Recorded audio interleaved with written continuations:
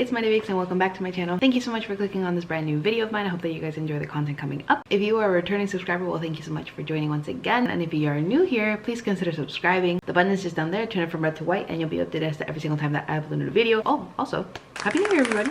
And the videos that I had pre-filmed, I didn't actually do anything that had to do with saying Happy Holidays, Merry Christmas, or any of that. So my apologies. It's just pre-filming is a little bit weird when it comes to like scheduling things. But nonetheless, Happy New Year. I hope that everybody enjoyed their festivities with their families, enjoyed a very lovely and joyous Christmas, and hopefully you get to hitting all those goals that you had to close off 2024 on a positive note and start off in a good foot the new year, which is now 2025. In this video, I actually have to like kind of hurry up because it's so funny. So the last 2 days, so yesterday and today, I actually got ready because I had a little bit of more time for work during like my lunch break and everything, and so I wanted to actually film videos nice and calm and everything, and then things popped up yesterday. I wasn't able to, even though I got my makeup done and everything. And now I have, again, kind of the same situation where I'm waiting for people to like let me know either when they're coming to my house, and not people who I want to see, just people who need to come to the house to do things around the house or whatever. And I'm over here like waiting for them to tell me a time window for me to be able to adjust my planning. Do I film at 2 o'clock? Do I film at 12 o'clock? I have to also coordinate with the babies, nap schedule and everything. So kind of a crazy day, but nonetheless, here we are. I'm gonna try to film this as efficiently as possible without impacting that person having to like, you know, see me do this. But just a quick little part 2, I suppose, reflecting on 2024 and looking forward to my 2025 goals in my personal areas of my life. This is a part 2, but it's gonna be like short and sweet. I have specifically 4 goals that I wrote down, and that's why I'm looking down here, that I want to talk to you guys about, where they are still goals that I want to reach in 2025, whether personality wise or interpersonal, like how I treat others or whatever. But these are more like, this needs to change for my betterment immediately. This is recording? It is. Hey everyone, just popping in here from the future. Just wanted to preface this video, or this upcoming section of the video, to let you guys know that a lot of these things that I will be talking about are things that I'm working actively on during therapy. And so it's something that I just wanted to open up to you guys about, because I know that everybody faces their own demons and everybody faces their own vulnerable and very sensitive states, emotions, and even like little topics that trigger us more than they would another person. That doesn't mean that that's bait for you guys to pick on, whether it's me or whoever in the internet that chooses to disclose certain information. These are some things that, for example, if they have to do with my daughter, I've battled with some thoughts of mine, and I've struggled with some challenges that I face pretty frequently since she was born. With some things that I talk about, my personality and other things that have to do with my inner child, that's stuff that I've been working on basically since I can remember. And if I'm almost 30, that means I've been working on it for almost 3 decades. And so just wanted to give you guys that little preface, not only for your information, to be kind in the comments, not because I'm asking you to, but because this should serve as a lesson that if somebody's choosing to be vulnerable with you, that doesn't mean that you use that as bait to eventually bring them down later on. They're choosing to share that with you as contextual, or even as it serves a purpose in some way, shape, or form, even if it is to motivate you or inspire you to be a better you as well. I do face a lot of these things in my day-to-day life, and so this is not just like a video that I post and like it's forgotten once it's posted or whatever. These are things that if you comment on later on down the road, I will see them, and at some point I let it choose to affect me, whether positively, negatively, or not at all. And so yeah, I just want to say that. Be nice to everybody who you surround yourself with, be nice to everybody who you meet, and just in general, always carry Jesus in what you say, what you do, and what you think. And so yeah, God bless you guys, and let's get back to the video. And so I'll just get right into it. I don't want this to be super long, and I don't know when these people are coming in no particular order, although I will leave the one that there's more depth to it. I'll talk about it at the end. Goal number 1 that I want to mention in this video is to stop being so nice and stand up for yourself and yours. And specifically, I have in brackets here, why continue making others comfortable or at the risk of your own discomfort. This specifically, I want to talk about like whether it's going to a store and somebody who works at the store not being that nice to me, or things that have to do with my daughter, standing up for my daughter as I see things come up. Speaking of my daughter, if you do hear her, she is just waking up from her nap, and so I do let her chill in her crib for a little bit before I have to like get her. Gives me a little bit more time for myself, and she's a cool bean. She loves just like playing with her toys or whatever in the crib, and so that's what I'm doing this right now quickly. But if you hear her, she's fine, just in case you hear her like vocalize. Specifically speaking about my daughter, if I do enroll her into daycare, I don't want to be the kind of parent who just lets things go and like just trusts the word of the other person, who I personally may not even know like that. Whether it's a formal daycare or one of those like school programs, there's a lot of things involved with daycares or those types of programs where kids sometimes come home with whether bad experiences, mentally speaking, like they were crying because somebody took their toy or whatever, or maybe there's like some physical involvement escalated in there, such as like fights, scratching, biting, etc. Especially at her age, like kids from other homes may not know how to deal with their issues, and she's a very lovely child. And so I can only imagine that kids, not only now but later in the future, whether far into the future or, you know, in the near future, I can only imagine, depending on how she is raised by me and my husband, obviously, perhaps people can take advantage of that. And I want to be able to teach her to not only stand up for herself because I do it for her, but because she sees me do it as well. With my daughter as well, because she is a very beautiful kid. I know that a lot of people approach her and are very quick to like whether give her a high five or touch her or want to hold her. Some people have even like gotten so close to her face during like cold and flu season, and I didn't do anything. And this is just a reflection of me. I'm very diligent about people not posting my daughter on social media, about not taking pictures if I don't know you like that, and all these things. I'm very adamant about being able to give her the appropriate nutrition for her age. Not strict as in like anal, you know what I mean, with her diaper changes and her food and like her nap time and stuff. I do thrive on routine, and I feel like that's part of the reason why my kid has been just so wonderful to take care of, because she's also on a very good routine that works for her, but I'm also around her. But when it comes to letting other people who I don't even know or owe any type of apology or reasoning to, I just kind of let them touch the baby. And I don't know why I'm like this. I feel like part of it is my inner child being very shy, and I don't like confrontation with strangers. But also after becoming a mom, I've become very anxious. Meanwhile, me in university, I was very positive thinking and optimistic about the future and even the present. And over here, after being a mom, I'm just very anxious, especially when it comes to things I have to do with my daughter. God forbid I tell somebody to back the fuck off from my daughter and they don't.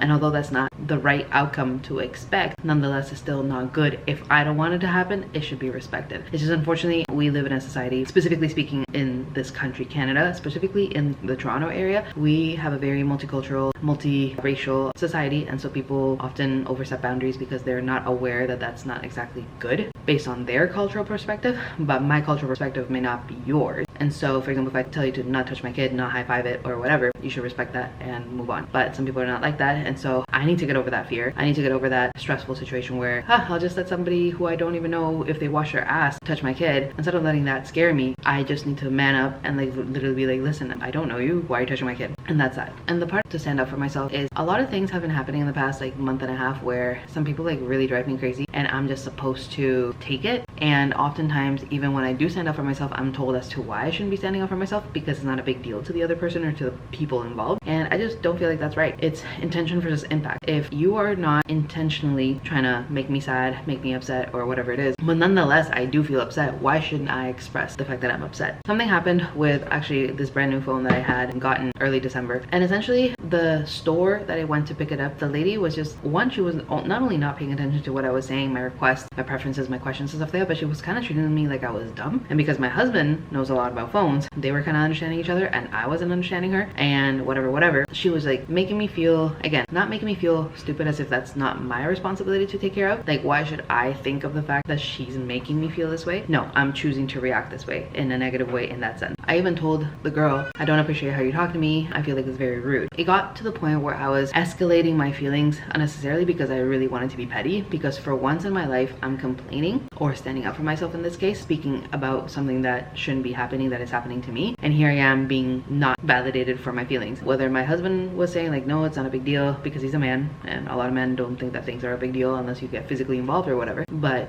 the girl was also suddenly like not talking to me, even though it was my phone that we were referring to, you know what I'm saying? And it's my phone plan, I'm the one that's gonna pay this phone for myself, you know what I mean? I just didn't appreciate how things went, to the point where I actually got really sarcastic and petty with her, which is something that, you know, shouldn't have happened. If I'm trying to be a mature person, as much as things like bother me, there's ways of handling things, and sarcastic comments and remark, that's just something that I've been working on for many years, especially in escalated and heated situations. And that day, it just like all the work that I've done and in that case I just like let go, and I didn't care. I didn't like scream or anything like that, but I definitely made it obvious that at the moment I'm not the only stupid bitch making silly questions or whatever. If I'm gonna be the only one who's being attacked or targeted for making stupid questions, that wasn't gonna be the day, because she was making some silly questions and I made her know. Anyway, so that's kind of that. I want to be able to defend myself, but in a way that is efficient, not only for all parties involved, but also less emotionally tasking for me, which is onto another point that I want to make here. And did I say 4 goals for 2025? I meant 5, because here I just saw my little like asterisks and it's 5 of them, so my bad. But the next point that I want to make is pray more and worry less. Specifically, be less negatively emotional when in silence with God. I'm experiencing an ongoing cycle where whenever I pray and I'm in my thoughts with God, whether I'm listening to worship music or I'm praying to him, I start crying. And it could be something that I'm praying over gratitude, I'm praying over love, I'm praying over positive things, and I just find myself in a negative space. I don't want it to be the case where whenever I pray, that negative association with back in the day when I used to pray when negative things are happening, which is normal for all humans to do. I don't want that negative association to come in now that whenever I pray for happy things or over positive things, I'm suddenly crying and remembering negative things that I've prayed for in the past that are not even triggering at the moment, but for whatever reason I'm negatively associating those with the past experience that I've had, heavily crying and sobbing in prayer, and now I'm praying over positive things and I'm sobbing. So I kind of want to also focus on that. I don't remember if I mentioned it in part 1 of this video, but I have started writing down my prayers to God. I write them down, I read them over out loud in order to really internalize it, and then I pray about it some more. So that's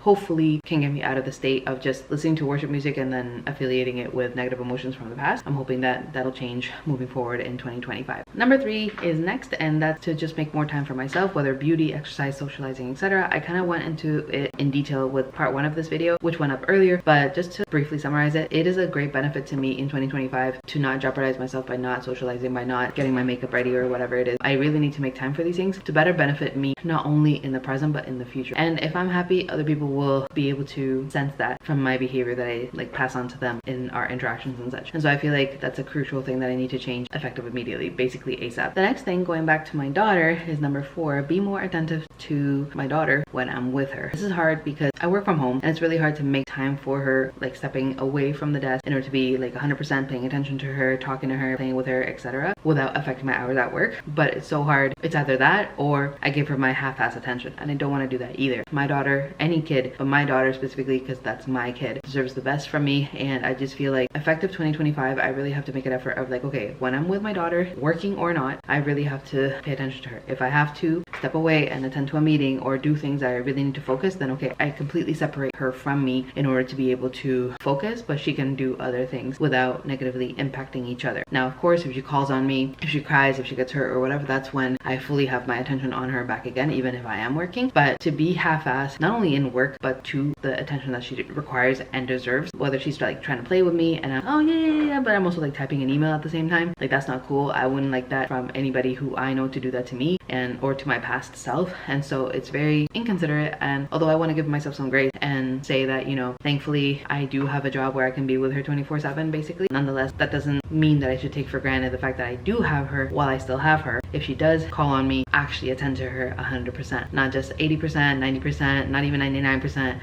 If I'm with her, I'm with her. I have to be more diligent about that because I wouldn't want her friends in the future to be like that with her colleagues to be like that with her. I don't want to be like that with her either, just like I wouldn't want somebody to do that to me. And the last thing, which I left for last because I know I'm going to be talking about it a while, and ironically you guys will see here, number 5 is to stop talking so much. I'm talking about fluff, unnecessary comments, chitter chatter, etc. I have a very bad habit of extending conversations because I just feel like I have to make a positive lingering reaction or feeling towards the person who I'm talking to. I want to leave them off with a good positive association, I guess, with myself. And so I have to just continuously throw these jokes. For example, at the end of the year last year, I can't just say, oh, I hope you have happy holidays and a safe and happy new year. I can't just leave it at that. I have to make jokes about like, okay, well, we'll see you in the next year, and then we can share pictures, or then we can talk about all the things that your fur baby and my human baby did. Why do I have to do that? And especially during phone calls with people who I kind of know and I'm trying to like acquaint myself with a little bit better, or colleagues during like work meetings or whatever, I have a very bad habit of just trying to extend the conversation, and I don't get why I do that. And it even happens in person, and I don't know why I'm do that, because I personally also want to leave the conversation. I have things to do, I have people to see, I have places to go, and so why am I lingering the conversation for so long? Even with repetition, I want to try to hold myself back from giving giving excessive information that not only repeats what I already said, but second, it doesn't add any more valuable anything, and it's just me talking because maybe I'm a yapper, and I don't want to say that I like the sound of my voice, but I really have to work on like being okay with silence and just not saying stuff just to fill in the air. And I've noticed that too also with me having to have headphones on, whether on my walk or to talk to somebody or to watch a YouTube video. I can't just do anything anymore, wash the dishes, do laundry or anything. I can't just do those things without anything in my ears or like some type of entertainment going on. With a music, podcast, anything, I just have to be consuming something, and I feel like it's not good. Stimulus overload. I feel like our brains were not made to be that way from long ago when we were in caves and stuff, and people are not meant to be like that right now. I feel like the human race has experienced a lot more exponential need to develop and adjust to the world that we have around us more than any other species, because precisely we are constantly making, whether new phones, new technology, new cars, the stimulus that we have at the touch of our fingers with, you know, instant gratification. And if you have a question about the world, you Google it and it's there in less than 1 second. Want something delivered to your house the next day, Amazon is there to do that, Temu is there to do that. And I'm just like, if I'm not a fan of how the world is working, why am I consuming and feeding capitalism to work in the way that I don't appreciate the world working? And so even like with my walks, why do I have to have my headphones in? I'm gonna make it a goal for myself to have 2 walks a day. So the typical, you know, dropping him off and then my walk back to the house, and then the afternoon one going for my walk and then picking him up. My goal is to only have my headphones in for one of those, because that's the only time that I'm not stimulated but just work and the baby and things to do in the house or whatever. So that's my only time where I am able to like entertain myself with, whether with podcasts, with virtual books, YouTube videos, whatever. I'm allowed to do that for 1 walk, but then once that video or podcast is finished, like I put it away, and on my second walk I do not entertain myself during it, because I need to be able to just enjoy the sights and sounds that are around me, thanks to God, his birds, the wind, nature, crickling and crackling of leaves. Like I need to enjoy that, and I need to be okay with not having to be up to date with every single video. Just because somebody posted it 20 minutes ago doesn't mean I have to listen to it now. The video will always be there, assuming that they don't delete it, and even if they delete it, who gives a shit? So I'm really trying to work on that, and again, stop talking so much, which is ironic for this one because I left it last precisely for that reason. I hope that this list, especially the last one, inspires you if you guys tend to have the same tendencies as me, which I'm guessing so, because we live in a world which is so digital. We need to be up to date with every single update, whether the technical world or the stock market or family members or celebrity gossip and all those things, and I just feel like it's not a healthy thing for our mind, for our heart, for our brain, etc. And so that's what I'm really trying to work on, and that is my list of 5 items that I feel like are really important for me to work on them now to heavily impact in a positive way my future, both, you know, down the line. And I feel like if I start working on these things as soon as possible, I will see the fruits of it relatively soon. I will leave you guys with the verse of the day right about here, because this is important for me to recognize that God is great, is powerful, God is so gracious, and he's so loving, and so hopefully reflective of this talk that I just had with you guys right now. If you guys enjoyed the video, I hope that you guys really did, and if you did, I would super appreciate if you leave me a big thumbs up. Leave me a comment down below what you enjoyed about this video, any super urgent goals that you want to get down pat and accomplish. Leave me those thoughts down below. I would love to hear what the community has to say. If you guys are new to the channel and you haven't done so already, please subscribe down below. Once again, turn the button from red to white and you'll be updated as to every single time that I upload a video. But of course, please ding the little notification bell. And besides that, guys, to wrap up this video quicker and not have to linger in my thoughts and not have to like keep you guys waiting for so long, I wish you guys the best. If I haven't done so already, I hope that you guys enjoy the holiday season and, you know, are enjoying the beginning of the new year with your families and with your friends or just with yourself. But nonetheless, all glory to God that you guys are still healthy, alive, and well. And until next time, guys, keep up the awesome, never change, and I'll see you guys next time. Dios los bendiga a todos. God bless you guys. I'm MariaVicz, out.